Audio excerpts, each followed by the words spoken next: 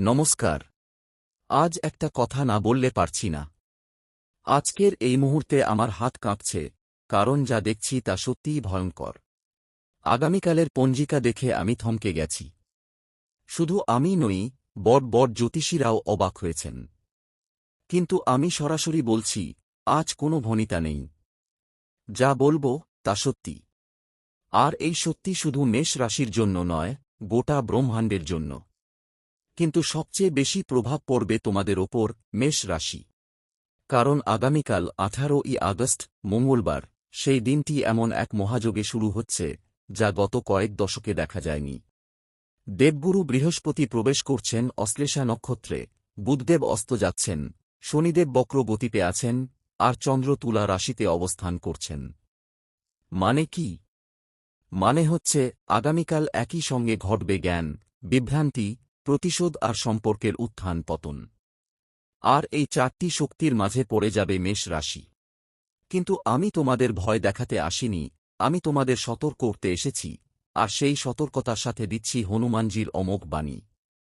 আর শেষ পর্যন্ত শোনো, কারণ আমি কিছু গোপন কথা বলবো যা পঞ্জিকাতেও নেই। দেখো মেষ রাশি, তোমাদের রাশি অগ্নি রাশি। তোমাদের শক্তি সীমাহীন। কিন্তু আগামীকাল থেকে আগামী 5 দিন তোমাদের এই আগুনকে ঠান্ডা রাখতে হবে। কারণ শনিদেব বক্র, আর শনির বক্রতা মানে, যা কিছু ভুল আছে তা আরও ভুল হবে, যা কিছু লুকানো আছে তা ফাঁস হবে, আর যে শত্রুরা ছিল সুপ্ত তারা জাগ্রত হবে। আর এই শত্রুরা কিন্তু বাইরের না, তারা ভেতরেরও। তোমার পরিবারে, অফিসে, ব্যবসায়, এমনকি তোমার নিজের মনেও শত্রু আছে। আর আগামীকাল বুধ অস্ত যাচ্ছে, তাই এই শত্রুরা যোগাযোগের মাধ্যম ব্যবহার করবে। ভুল বার্তা, ভুল বোঝাবুঝি, ভুল সিদ্ধান্ত, আর সেই ফাঁদে পড়বে মেষ রাশি। কিন্তু আমি তোমাদের আগেই বলে দিচ্ছি, হনুমানজি আছেন তোমাদের পাশে, ঠিক যেমন ছিলেন সীতা মাতার পাশে। কিন্তু তখনও তো হনুমানজিকে ডাকতে হয়েছিল। ডাক না দিলে তিনি এগিয়ে আসেননি। তাই ডাকো, আর তার আগে জানো কেন ডাকতে হবে।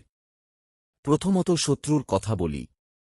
তোমার সামনে যে হাসছে, যে তোমার প্রশংসা করছে, যে বলে তোমার মতো কেউ নেই, সেও কিন্তু শত্রু হতে পারে। কারণ বুধ অস্ত যাওয়ার কারণে মানুষ কথা বলে কিন্তু মনের কথা বলে না। আর মেষ রাশির সহজাত বিশ্বাসী মন এই সময়ে তাদের ধোঁকায় ফেলবে। আগামীকাল অফিসে কেউ তোমাকে কোনো প্রজেক্টের দায়িত্ব দিতে পারে খুব আন্তরিকতার সাথে, কিন্তু জানবে না যে সেই প্রজেক্টে লুকিয়ে আছে বিপদ। ব্যবসায় কেউ বড় অর্ডার দিতে পারে, কিন্তু সেই অর্ডারের পেমেন্ট নিয়ে সমস্যা হবে। আর বাড়িতে সঙ্গী বা সন্তান এমন কিছু বলতে পারে যা তোমাকে কষ্ট দেবে, কিন্তু বুঝবে না যে সেটা অন্য কেউ তাকে বলেছে। কিভাবে বুঝবে? খেয়াল করো, কার কথা তোমার ভেতরে অশান্তি তৈরি করছে। কার কথা শুনে ঘুম ভেঙে যাচ্ছে। কার কথা শুনে মনে হচ্ছে উৎকণ্ঠা বাড়ছে। সেই শত্রু, মুখোশ পরে। আর এই শত্রুরা আগামীকাল থেকে আরও 5 দিন সক্রিয় থাকবে। কিন্তু আমি শেষ কথা বলে দিচ্ছি, হনুমানজির ওম হনুমতে নমঃ মন্ত্র জপলে ওদের শক্তি কমতে থাকবে। আর যদি এই মন্ত্র 108 বার জপ করো, তবে শত্রু নিজেই তোমার কাছে আসবে, কারণ শত্রুরাও ভয় পায় যখন দেখে যে তুমি হনুমানজির শরণ নিয়েছ। আমি না বলি, নিজে দেখো। আর দ্বিতীয়ত, অর্থ। মেষ রাশির অর্থ সংক্রান্ত বিষয়টি অত্যন্ত জটিল হচ্ছে। আগামীকাল বুধ অস্ত যাচ্ছে, যা বাণিজ্য, চুক্তি, লেনদেনের জন্য অত্যন্ত শুভ নয়। কিন্তু বৃহস্পতি অশ্লেষা নক্ষত্রে প্রবেশ করছেন, যা জ্ঞান, শিক্ষা ও আধ্যাত্মিক উন্নতির জন্য ভালো। মানে, টাকা আসবে, কিন্তু টাকা আসার পথে থাকবে বাধা। হয়তো তোমার পাওনা টাকা আটকে যাবে। হয়তো নতুন বিনিয়োগে লোকসান হবে। হয়তো পুরনো ঋণ ফিরে আসবে মনে করিয়ে দিয়ে। কিন্তু আমি বলছি, হতাশ হোজো না।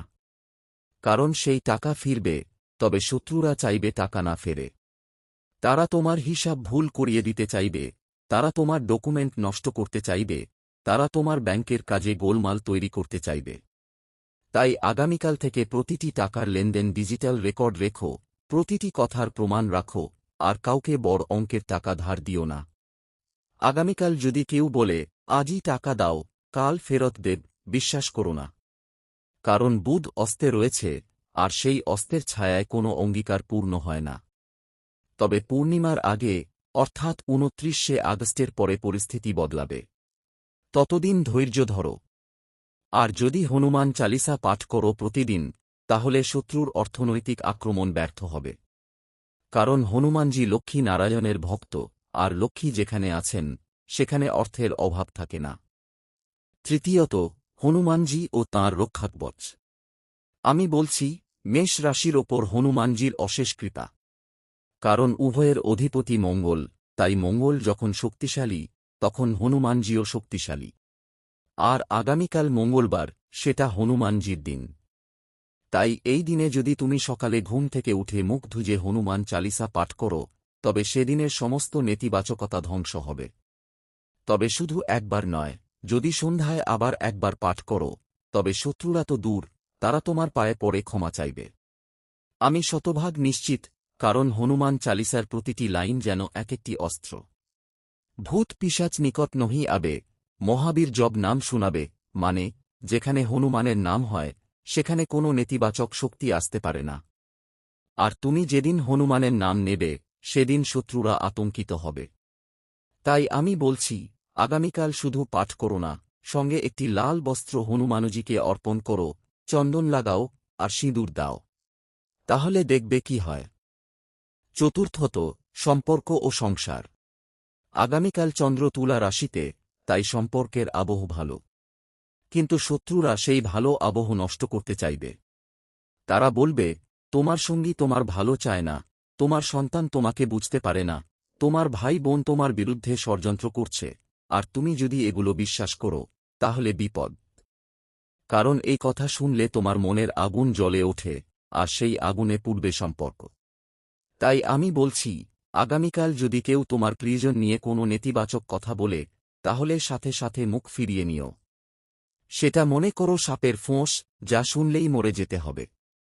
আর মেষ রাশি, তুমি যোদ্ধা, তাই যুদ্ধ জানো, তবে আত্মীয়দের সাথে নয়।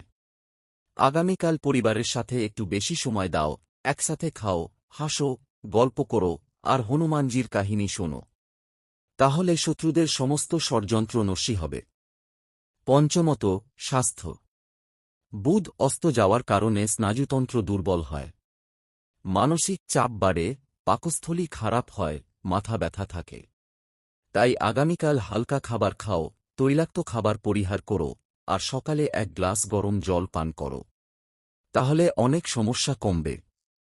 তবে সবচেয়ে বড় প্রতিকার হল প্রাণায়াম। কারণ শত্রুরা যখন মানসিক আক্রমণ করে, তখন প্রাণায়াম তোমার মনকে স্থির রাখে। আগামীকাল সকালে ৫ মিনিটের জন্য গভীর শ্বাস নাও, আর ওম হনুমতে নমঃ মন্ত্র জপ করতে করতে শ্বাস ছাড়ো। তাহলে তোমার মস্তিষ্ক ঠান্ডা থাকবে, আর ঠান্ডা মস্তিষ্ক শত্রুদের চালাকি বুঝতে পারে। এখন এই ৫টি বিষয়ের বাইরে আরেকটি অত্যন্ত গুরুত্বপূর্ণ বিষয় আছে, যা আমি এখনও বলিনি। আগামীকাল শুধু বুধ অস্ত যাচ্ছে না, আগামীকাল রাত ৮টা ৪২ আরও একটি গ্রহগত পরিবর্তন হচ্ছে। রাত ৮টা ৪২ চন্দ্র কৃত্তিকা নক্ষত্রে প্রবেশ করবেন, যা মঙ্গলের নক্ষত্র। আর এই সময়ে মেষ রাশির উপর মঙ্গলের দ্বিগুণ প্রভাব পড়বে। আর এই প্রভাব যদি নেতিবাচক দিকে যায়, তবে বড় ধরনের ঝগড়া বা দুর্ঘটনা ঘটতে পারে। তাই আগামীকাল সন্ধ্যার পর কারো সাথে তর্ক করো না। গাড়ি চালালে সাবধানে চালাও। রান্নাঘরে আগুন ব্যবহার করলে সতর্ক থেকো। আর সবচেয়ে গুরুত্বপূর্ণ, রাত ৮টা ৪২ একটি ঘিয়ের প্রদীপ জ্বালিয়ে হনুমানজিকে নিবেদন করো। এই প্রদীপ নিভিয়ে দিও না যতক্ষণ না তুমি জয় বজরংবলী বলে শেষ করো। তাহলে মঙ্গলের ক্রোধ শান্ত হবে, এবং তা তোমার পক্ষে কাজ করবে। এখন আমি আরও কিছু গভীর কথা বলবো। তুমি কি জানো কেন অশ্লেষা নক্ষত্রকে সর্প নক্ষত্র বলে? কারণ এই নক্ষত্রের দেবতা সর্পা বা সর্প। আর সর্প মানে গুপ্ত জ্ঞান, গুপ্ত শক্তি, কিন্তু মানে বিষ। তাই যখন বৃহস্পতি অশ্লেষায় প্রবেশ করেন, তখন গুপ্ত জ্ঞান বাড়ে, কিন্তু সেই জ্ঞান যদি ভুলভাবে ব্যবহার করা হয়, তবে তা বিষে পরিণত হয়। তাই আগামীকাল থেকে তুমি যেন কোনো অজানা বিষয়ে কৌতূহলী না হও। কারো গোপন কথা শুনতে চেও না, কারো ফোনে কান দিও না, কারো চিঠি খুলে দেখো না। কারণ এই সময়ে গোপন বিষয় তোমাকে বিষের মতো পোড়াবে। কিন্তু সঠিকভাবে জ্ঞান ব্যবহার করলে, অর্থাৎ ধ্যান, মন্ত্র বা অধ্যয়নে, তাহলে এই জ্ঞান তোমাকে উন্নত করবে। তাই আমি বলছি, আগামীকাল যদি সময় পাও তবে কোনো ধর্মগ্রন্থ বা আধ্যাত্মিক বই পড়ো। তাহলে অশ্লেষার শক্তি তোমার পক্ষে কাজ করবে। আরেকটি গুরুত্বপূর্ণ কথা, আগামীকাল মঙ্গলা গৌরী ব্রত। এই ব্রতটি বিবাহিত মহিলাদের জন্য অত্যন্ত ফলপ্রসূ। তবে মেষ রাশির পুরুষদেরও এই ব্রতের প্রভাব পড়বে, কারণ মঙ্গলা দেবী ধৈর্যের দেবী। তাই আগামীকাল যদি তুমি কোনো সমস্যায় পড়ো, তাহলে ধৈর্য ধরো, চিৎকার করো না, আর নিজের প্রিয়জনের জন্য প্রার্থনা করো। তাহলে মঙ্গলা দেবী তোমার সংসারের অশান্তি দূর করবেন। আর হনুমানজি তো আছেই, যিনি কপির সাগর পেরিয়েছেন, তাই তোমার ছোট ছোট সমস্যা তো তাঁর কাছে কিছুই নয়। এবার আমি আসি তোমার মানসিক শক্তির কথায়। মেষ রাশির মানুষেরা অত্যন্ত আবেগপ্রবণ হয়ে ওঠে যখন কোনো বিষয়ে অত্যন্ত আগ্রহী হয়। কিন্তু আগামীকাল সেই আবেগকে নিয়ন্ত্রণে রাখতে হবে। কারণ আবেগের মাঝে শত্রুরা তোমাকে ভুল সিদ্ধান্ত নিতে বাধ্য করবে। তাই আমি একটি অভ্যাস বলি, আগামীকাল যে কোনো বড় সিদ্ধান্ত নেওয়ার আগে 10 সেকেন্ডের জন্য চোখ বন্ধ করে ওম হনুমতে নমঃ মন্ত্র জপ। তাহলে সেই সিদ্ধান্তটি হয় বাতিল করবে, নয়তো আরও পরিষ্কার হবে। এই 10 সেকেন্ড তোমার জীবন বাঁচাতে পারে। আর অর্থের ক্ষেত্রে আমি আরও বিস্তারিত বলছি। আগামীকাল থেকে 29শে আগস্টের মধ্যে যে কোনো আর্থিক চুক্তি, যেমন লোন নেওয়া, শেয়ার কেনা, জমি কেনা, এই কাজগুলো একেবারেই করো না। কারণ বুধ অস্তে থাকে এবং এই সময় করা চুক্তিগুলো পরে সমস্যা তৈরি করে। তবে 29 পর বুধ পুনরায় উদিত হবে, তখন আবার সব স্বাভাবিক হবে। তাই ততদিন অপেক্ষা করো। আর যদি কারো কাছে টাকা বাকি থাকে, তবে তাদেরকে আরও বেশি সময় দিতে বলো, কিন্তু নতুন কোনো টাকা দিও না। আর যদি কেউ তোমার কাছে টাকা চায়, তাহলে শুধু বলে দাও, ভাই, এই সময়ে বুধ অস্তে, হিসাবে গোলমাল হবে, তারপর দেব, এতে সম্পর্ক নষ্ট হবে না, আর্থিক বিপদও এড়াবে। এখন আমি হনুমানজির সেই স্তোত্রটি বলছি যা তুমি আগামীকাল সকালে বলবে। শুধু পাঠ করবে না, মনে মনে তার অর্থও বুঝবে। ওম হরি হনুমতে রুদ্রায় নমঃ এর অর্থ, হনুমানজি যিনি রুদ্র অর্থাৎ শিবের অবতার, তাকে আমি প্রণাম জানাই। এই মন্ত্রটি অত্যন্ত শক্তিশালী, কারণ এতে হ্রিঁ বীজ মন্ত্র আছে যা নেতিবাচক শক্তি ধ্বংস করে। আগামীকাল এই মন্ত্র 108 বার জপ করো। আর যদি 108 বার জপ করা কঠিন লাগে, তবে অন্তত 21 বার। কিন্তু মানসিকভাবে 21 বারও অত্যন্ত কার্যকরী। আমি নিজে দেখেছি, যারা এই মন্ত্র জপে তাদের শত্রুরা ধ্বংস হয়, অর্থ ফিরে আসে, সংসারে সুখ আসে। আরেকটি গোপন কথা, আগামীকাল সন্ধ্যার সময়, সূর্যাস্তের ঠিক আগে, যদি তুমি পূর্ব দিকে মুখ করে একটি ছোট্ট হনুমানজির ছবির সামনে একটি ঘিয়ের প্রদীপ জ্বালাও, তবে সেই প্রদীপের আলোতে শত্রুদের সমস্ত অন্ধকার দূর হবে। কারণ সন্ধ্যার সময় সূর্যের রশ্মি ও প্রদীপের আলোর মিলনে এক অলৌকিক শক্তি সৃষ্টি হয়, যা নেতিবাচকতা ধ্বংস করে। তাই আমি এই কাজটি করতে বলছি। এখন আমি আরও বলছি, আগামীকাল যদি তোমার মনে কোনো ভয় কাজ করে, সেই ভয়কে বুকে জড়িয়ে ধরো না। কারণ ভয় শত্রুর অস্ত্র। যতক্ষণ তুমি ভয় পাবে, শত্রুরা ততক্ষণ শক্তিশালী হবে। কিন্তু যেই তুমি হনুমানজির নাম নেবে, সেই ভয় দূর হয়ে যাবে। হনুমানজি নিজেই ভয়ের দেবতা নন, তিনি ভয় ধ্বংসের দেবতা। তাকে স্মরণ করো আর বলো, হে বজরংবলী, আমার এই ভয় দূর করো, আমার শত্রুদের পরাজিত করো, দেখবে কি হয়। আর পরিবারের ক্ষেত্রে, আগামীকাল সন্ধ্যায় পরিবারের সবাইকে নিয়ে বসো এবং হনুমান চালিসার কিছু অংশ একসাথে পাঠ করো। তাহলে পরিবারের মধ্যে ঐক্য তৈরি হবে, আর শত্রুরা সেই ঐক্য ভাঙতে পারবে না। কারণ ঐক্য হল শত্রুর সবচেয়ে বড় ভয়। আর যখন পরিবার একসাথে প্রার্থনা করে, তখন দেবতারা সেই প্রার্থনা দ্রুত শোনেন। তাই আমি বলি, আগামীকাল রাতের খাবারের আগে সবাইকে ডেকে বলো, আজ একটা মন্ত্র পাঠ করব, তাহলে পরিবারের বন্ধন আরও মজবুত হবে। এখন যারা মেষ রাশির জাতক জাতিকা, তারা যদি হনুমানজির প্রতি একটুও শ্রদ্ধা রাখেন, তাহলে এখনই একটি লাইক দিয়ে যান। এই লাইকটা শুধু বাটন টিপা নয়, এটা হচ্ছে হনুমানজির চরণে আপনার ভক্তির অমোঘ প্রমাণ। যারা এই ভিডিও লাইক করবেন, হনুমানজির অশেষ কৃপায় তাদের জীবনের প্রতিটি শত্রু ধূলিসাৎ হবে, অর্থভাগ্য উজ্জ্বল হয়ে উঠবে, আর সংসারে অশান্তি চিরকালের জন্য বিদায় নেবে। আমি বলছি না, স্বয়ং হনুমানজি বলছেন, যারা ভক্তিতে এগিয়ে আসে তিনি তাদের রক্ষা করেন। তাই লাইক বোতামটি এখনই চাপুন, কারণ আগামীকালের এই মহাযোগে আপনার লাইকটি হল আপনার অস্ত্র। এখানে একটু থামুন। পরশুদিনও আপনার রাশিতে এক বিশাল পরিবর্তন আসছে, যা আজকের চেয়ে আরও বেশি জরুরি। সেই সতর্কবার্তাটি যদি সময়মতো আপনার কাছে না পৌঁছায়, তাহলে আগামীকালের বিপদ দ্বিগুণ হবে। কারণ গ্রহের গতিবিধি থামে না এবং সময়ের সাথে সাথে সমস্যারও গভীরতা বাড়ে। তাই এখনই এই চ্যানেলটি সাবস্ক্রাইব করে রাখুন। সাবস্ক্রাইব বোতাম চাপুন আর মা দুর্গার চরণে নিজেকে সমর্পণ করুন। মা দুর্গার কৃপায় আপনার জীবনের প্রতিটি অশান্তি দূর হবে, সংসারে ফিরে আসবে সুখ, আর শত্রুরা নিজেরাই পরাজয় মেনে নেবে। সাবস্ক্রাইব না করলে এই সতর্কতাগুলো আপনার থেকে দূরে চলে যাবে, আর তখন শত্রুরা হামলা করবে নীরবে। তাই সাবস্ক্রাইব করতে ভুলবেন না। এত কিছু শুনলেন, এখন যদি চুপ থাকেন, তাহলে এই শক্তি আপনার কাছে পৌঁছাবে না। হনুমানজির শক্তি তখনই সক্রিয় হয় যখন তাঁর ভক্তরা একসাথে জয়ধ্বনি করেন। যখন আপনার মুখে নামটি উচ্চারিত হয়, তখন সেটি একটি অস্ত্রে পরিণত হয়। এখনই কমেন্টে লিখুন, জয় বজরংবলী। যত বেশি ভাই বোন এই মন্ত্র লিখবেন, তত বেশি শক্তি জাগ্রত হবে এবং হনুমানজির আশীর্বাদে আপনার শত্রুরা পরাজিত হবে, আপনার অর্থের প্রবাহ বাড়বে, আপনার সংসারে আনন্দ আসবে।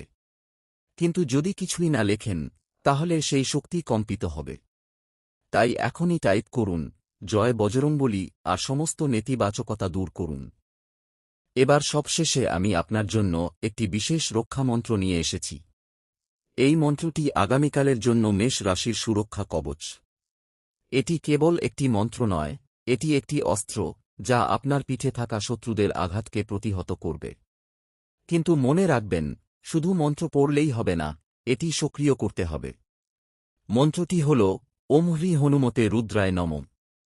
এই মন্ত্রটি আপনাকে আজ 11 বার জপ করতে হবে। কিন্তু এই মন্ত্রের পূর্ণ শক্তি তখনই আসবে যখন আপনি কমেন্টে এটি লিখবেন, লাইক দেবেন এবং সাবস্ক্রাইব করবেন। কারণ মন্ত্র জপ করলে আর কমেন্টে লিখলে আপনার আবেগ ও বিশ্বাস মিলে একটি শক্তি তৈরি করে। জপ না করলে, কমেন্টে না লিখলে আগামীকালের সেই বিপদ থেকে রক্ষা কঠিন হবে।